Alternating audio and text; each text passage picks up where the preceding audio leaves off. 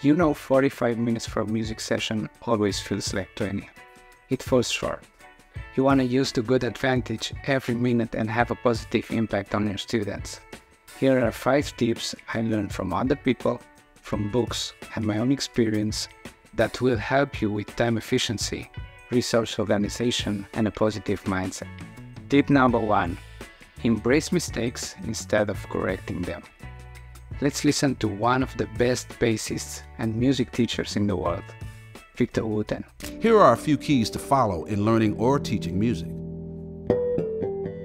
In the beginning, embrace mistakes instead of correcting them. Like a child playing air guitar, there are no wrong notes. Allow young musicians to play and perform with accomplished musicians on a daily basis. Encourage young musicians to play more than they practice. The more they play, the more they will practice on their own. Music comes from the musician, not the instrument. And most importantly, remember that a language works best when we have something interesting to say. Many music teachers never find out what their students have to say. We only tell them what they are supposed to say.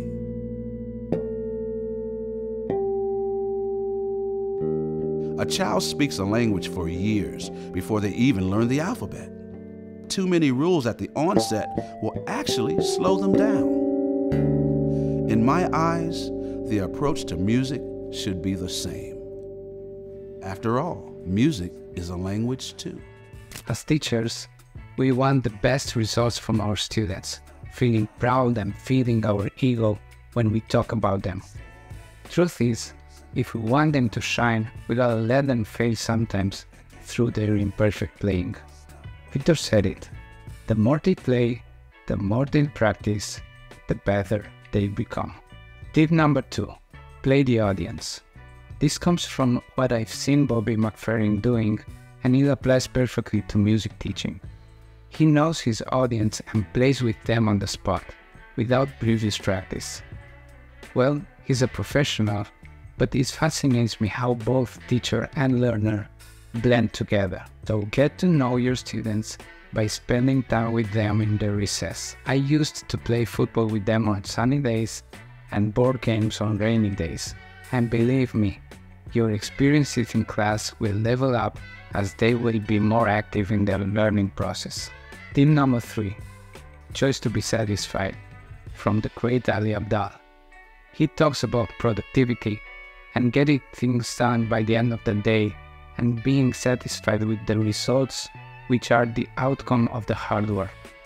There's nothing bad with wanting more from your students, but the satisfaction after their evaluation and self-evaluation has to prevail above all the things that didn't go so well. Let's hear it. When you're like a productivity nerd and you're interested in like efficiency and getting more done, it's very easy for us to get to the end of the day and to just feel chronically dissatisfied with what we've accomplished. Like at the end of the day, it's like, oh, well, I filmed 1 video today, but I could have filmed 5 videos. What's wrong with me? I'm such a waste man, and kind of internally beating ourselves up about this. But one thing I've started to kind of tell myself recently is that I can choose to be satisfied at the end of the day. At the end of this day, I'll have filmed this video. I was planning to film 3 more videos, but I didn't get around to doing those. That's fine, I filmed 1. I can choose to be satisfied with what I've done, and that's all good. And like, it doesn't change how much work I've done by me beating myself up about it. It just makes me feel bad. And therefore, I can choose to feel good with how I've managed my time. Tip number 4, minimalism equals time efficiency. This is by far my favorite.